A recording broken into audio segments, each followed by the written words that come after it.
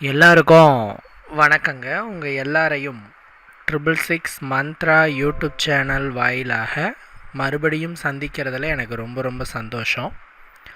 தொடர்ந்து நம்மளுடைய சேனல் மூலமாக ஆன்மீகம் சார்ந்த அரிய பதிவுகளை பதிவேற்றம் செய்து கொண்டிருக்கிறோம்.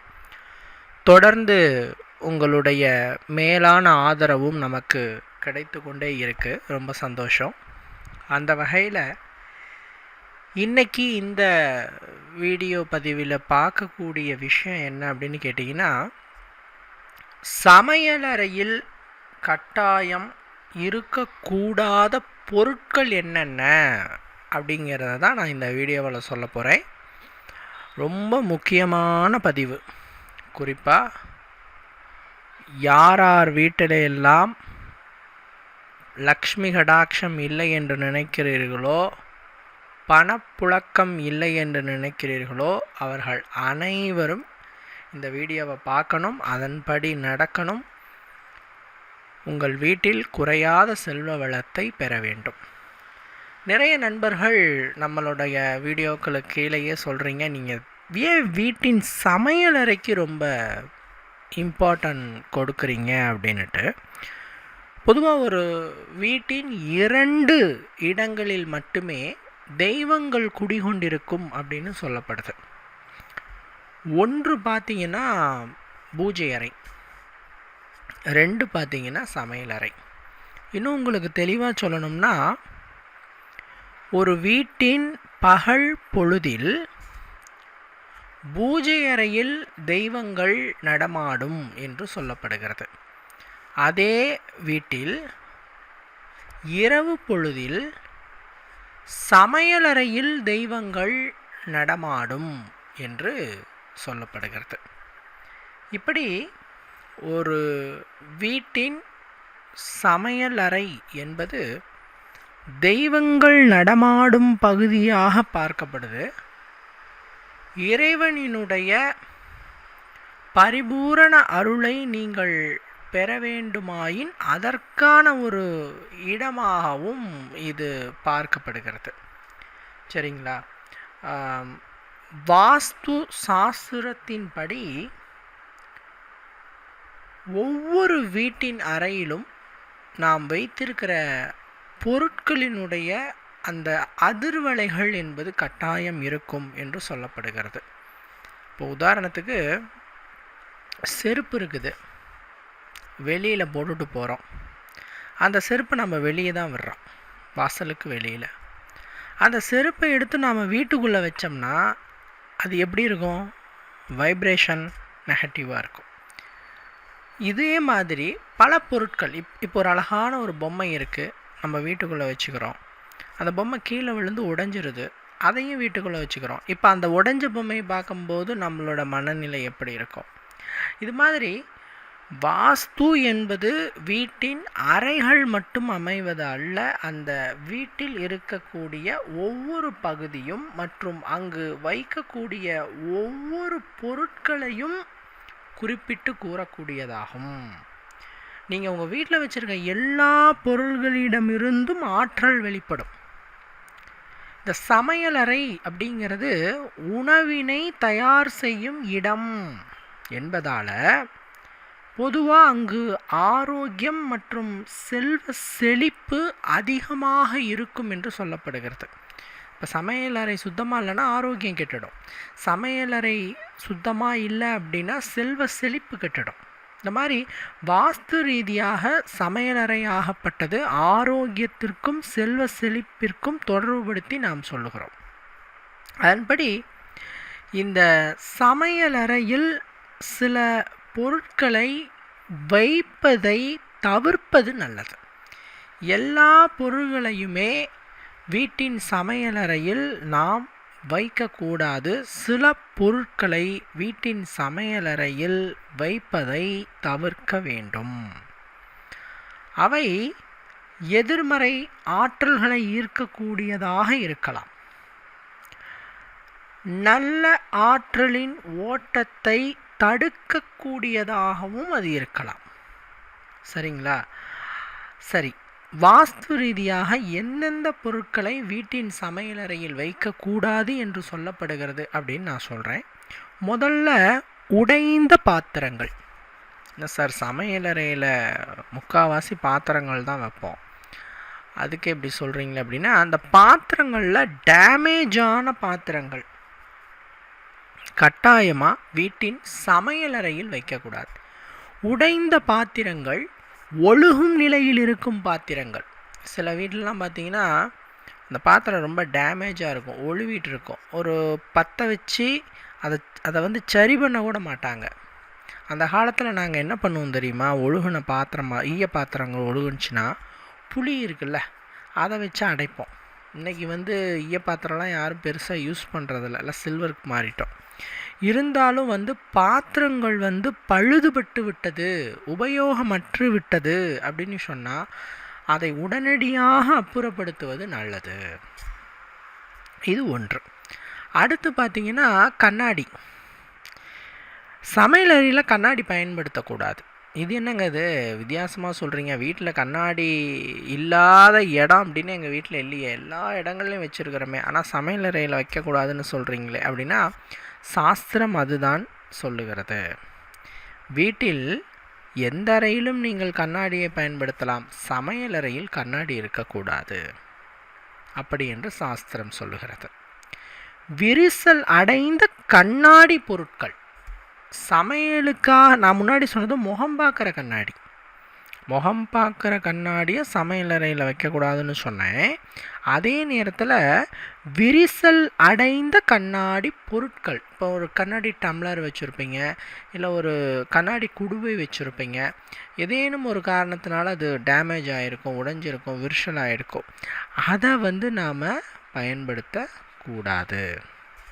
அதே மாதிரி சமையலறையிலிருந்து அப்புறப்படுத்தணும்.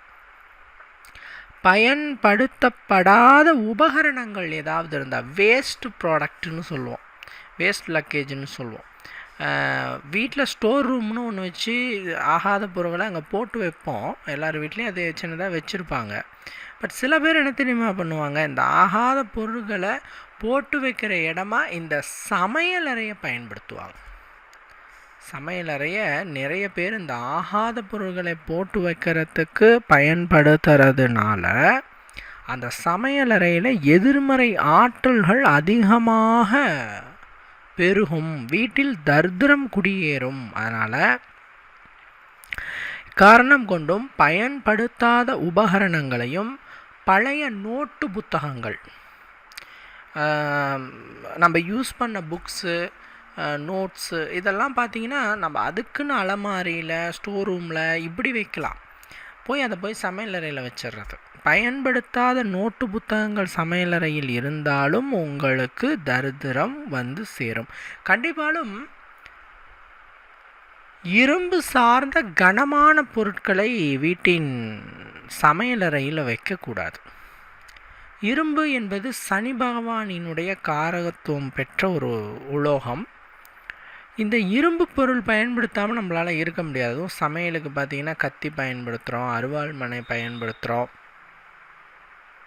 நிறைய விஷயங்களுக்கு இந்த சமையலில் இரும்பு பொருள் பயன்படுது தான், நான் இல்லைன்னு சொல்லலை. பட் மிகவும் கனமான இரும்பு பொருட்கள், புரியுதுங்களா, மிக மிக கனமான இரும்பு பொருட்கள், ஒரு கடப்பாறை மாதிரி அந்த மாதிரி பொருட்கள். சில பேர் கொடுவாள் இருக்கு இல்லையா, அதை வந்து சமையலறையில் ஓரமாக வச்சுருவாங்க. அதை வந்து தனியாக நீங்கள் எடுத்து ஒரு ஓரமாக மூலையில் சாய்ச்சி வைக்கணும். சமையலறையில் மென்மையான இரும்பு பொருட்களை மட்டும் வையுங்க. கனமான இரும்பு பொருட்களை சமையலறையில் வைப்பதை தவறுங்கள். அதே மாதிரி ஒரு லேசான பொருளாக இருந்தால் கூட துருப்பிடிச்சிருச்சு அந்த இரும்பு பொருள் அப்படின்னு சொன்னால் அதை அப்புறப்படுத்திடணும்.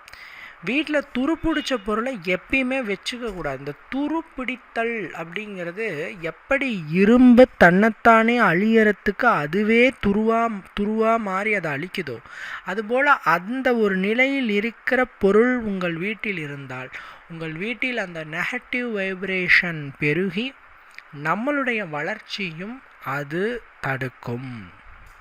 சரிங்களா? அடுத்து பார்த்தீங்கன்னா மருந்து பொருட்கள்.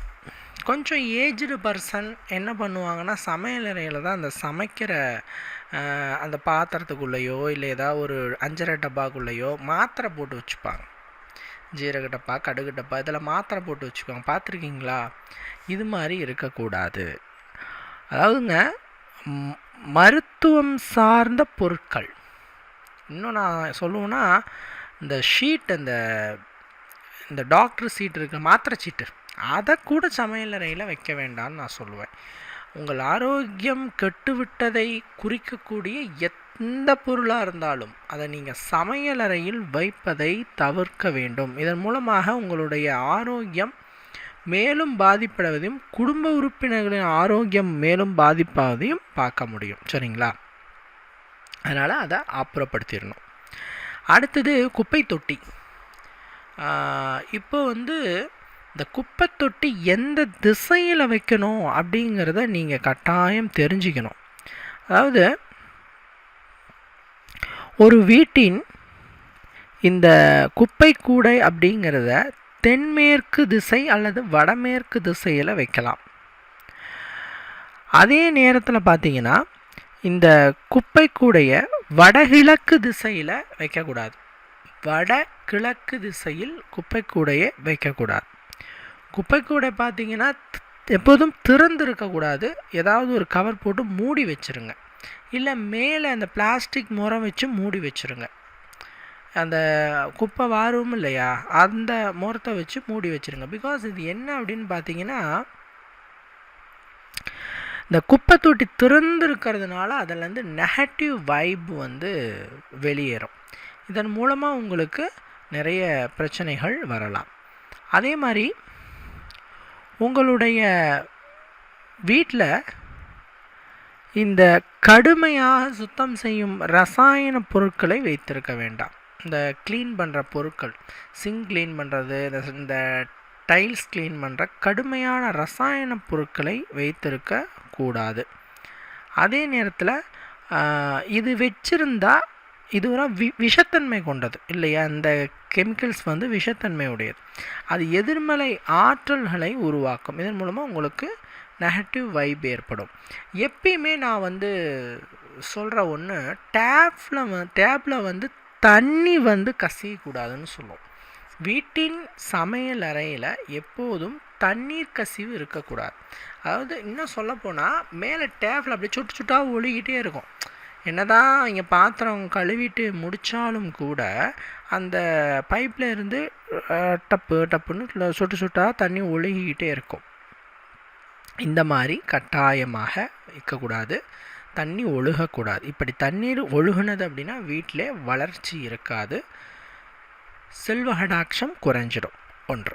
அடுத்தது, இரவு நேரத்தில் பார்த்தீங்கன்னா எச்சு பாத்திரங்களை வைக்கக்கூடாது. ஓகேங்களா? நான் என்ன சொல்ல போனால், இரவு தூங்கும்போது பாத்திரங்கள்லாம் கழுவி வச்சுட்டு தூங்குறது நல்லது. இன்னொன்று பார்த்தீங்கன்னா, எச்சு பாத்திரங்கள் வச்சு அது காஞ்சி போன நிலையில் இருந்ததுன்னா, நான் முன்னாடி சொன்னேன் இல்லையா, தெய்வ சக்திகள் வீட்டின் சமையலறையில் இரவு நேரத்தில் வாசம் செய்யும் அப்படின்ட்டு.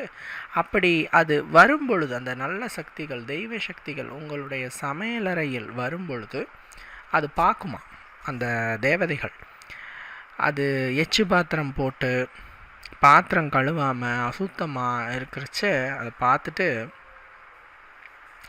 அடடா இந்த வீட்டில் நம்ம இருக்கக்கூடாது, நம்மளோட ஆற்றலை குறைச்சிக்கலான்னு செல்வ செழிப்பை குறைத்து விடுவாம். அதனால் உங்களுடைய வீட்டில் எதிர்மறை சக்திகள் ஊடுருவாமல் இருக்கவும், நேர்மறை ஆற்றல் பெருகி உங்களுடைய குடும்பம் செழிப்பாக இருக்கவும் நான் மேற்சொன்ன சில வழிமுறைகளை பயன்படுத்துங்க.